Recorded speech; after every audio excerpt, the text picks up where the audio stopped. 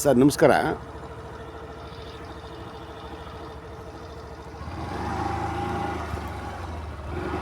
ಎಲ್ರಿಗೂ ನಮಸ್ತೆ.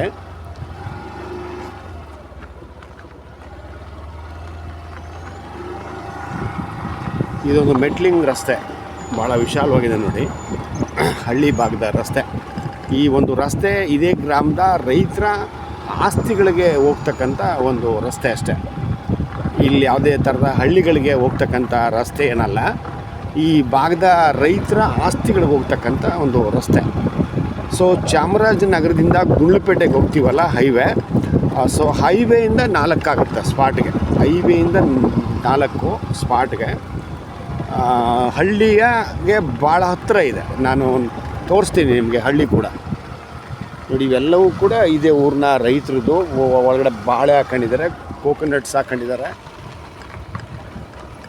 ಇನ್ನು ಹೋಯ್ತಾ ಇನ್ನು ಫಸ್ಟ್ ಕ್ಲಾಸಾಗಿ ಇಟ್ಟವ್ರೆ ಅಡಿಕೆ, ಕೋಕೋನಟ್ಸು ಎಲ್ಲ ಹಾಕೊಂಡು.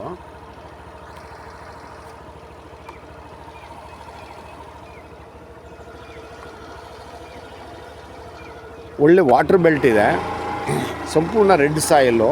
ಈಗ ನಾನು ಹೇಳ್ತಕ್ಕಂಥ ಒಂದು ಆಸ್ತಿ ಈ ಒಂದು ರೋಡ್ಗೆ ಹೊಂದ್ಕೊಂಡಂಗಿರ್ತಕ್ಕಂಥದ್ದು, ಹ್ಯಾಡ್ ಆಗಿರ್ತಕ್ಕಂಥದ್ದು.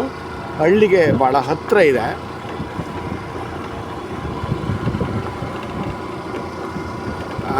ನಿಮಗೆ ಈಸ್ಟ್ ಫೇಸಿಂಗ್ ಸಿಗುತ್ತೆ. 2 ಎಕರೆ ಅಂದರೆ ಎಂಟಿ ಲ್ಯಾಂಡ್. ಇದು ಏನೂ ಇಲ್ಲ, ಒಳಗಡೆ ಏನಿಲ್ಲ, ಅವ್ರು ಗೊತ್ತೂ ಇಲ್ಲ, ಉಳುಮೆನೂ ಕೂಡ ಮಾಡಿಲ್ಲ. ಈ ಲ್ಯಾಂಡ್ಗೆ ಹೊಂದ್ಕೊಂಡಂಗೆ ಹಿಂಭಾಗದಲ್ಲಿ ಕೋಕೋನಟ್ಸ್ ಹಾಕೊಂಡಿದ್ದಾರೆ ನೋಡಿ ಒಬ್ಬರು, ಅದಕ್ಕೆ ಹೊಂದ್ಕೊಂಡಂಗೆ ಇಲ್ಲಿಂದ ಸ್ಟಾರ್ಟ್ ಆಗುತ್ತೆ ಆಸ್ತಿ. ಓಕೆ ನೋಡಿ, ಇಲ್ಲಿಂದ ಸ್ಟಾರ್ಟ್ ಆಗುತ್ತೆ, ಇಲ್ಲಿಂದ ಅಲ್ಲಿ ತನಕ ಸ್ವಲ್ಪ ಈ ಒಂದು ರೋಡ್ಗೆ ಕ್ರಾಸ್ ಇದೆ. ಈ ಒಂದು ಆಸ್ತಿ ಒಳಗಡೆ ಒಂದು ಎಂಟ್ರೆನ್ಸಲ್ಲಿ ಒಂದು ಹುಣಸೆ ಮರ ಇದೆ. ಇದು ಆಸ್ತಿ ಒಳಗಡೆಗಾದಂಗೆ ಈಸ್ಟ್ ವೆಸ್ಟು ಭಾಳ ಉದ್ದ ಇದೆ, ನಾರ್ತ್ ಸೌತು ಅಗಲ ಕಡಿಮೆ ಇದೆ. ಆಸ್ತಿ ಮಾತ್ರ ಒಂದು ಸಮತಟ್ಟವಾಗಿದೆ. ಒಳಗಡೆ ಲ್ಯಾಂಡ್ ಏನೋ ನೋಡಿ ಇಲ್ಲಿ ತನಕ ಸಿಗುತ್ತೆ ನಿಮಗೆ. ಇದೆಲ್ಲ ಇನ್ನೊಬ್ಬರದು, ಇದೇ ಊರಿನವ್ರದ್ದು.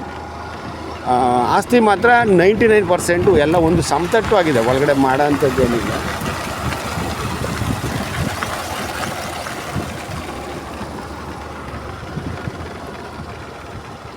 ನೋಡಿ ಇದೇ ಊರಿನವ್ರದ್ದು ಇದು. ಇವರು ಕೂಡ ಕೋಕೋನಟ್ಸು ಎಲ್ಲ ಹಾಕೊಂಡಿದ್ದಾರೆ.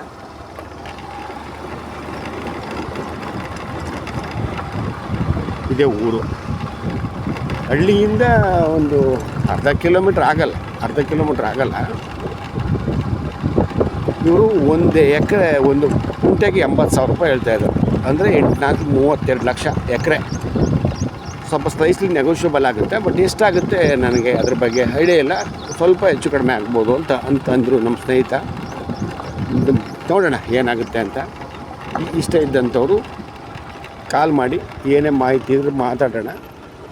ಇದೇ ರಸ್ತೆ, ಇದೇ ಡಾಂಬರ್ ರಸ್ತೆ, ಇದೇ ಹಳ್ಳಿಗೆ ಭಾಳ ಹತ್ತಿರ ಇದೆ. ಇಲ್ಲೇ ಸ್ಟೇ ಆಗ್ಬೋದು, ಯಾವುದೇ ತಂಟೆ ತಕರಾರುಗಳಿಲ್ಲ. ಬಟ್ ಹೈವೇಯಿಂದ 4 ಆಗುತ್ತೆ ಸ್ಪಾಟ್ಗೆ. Okay, thank you sir.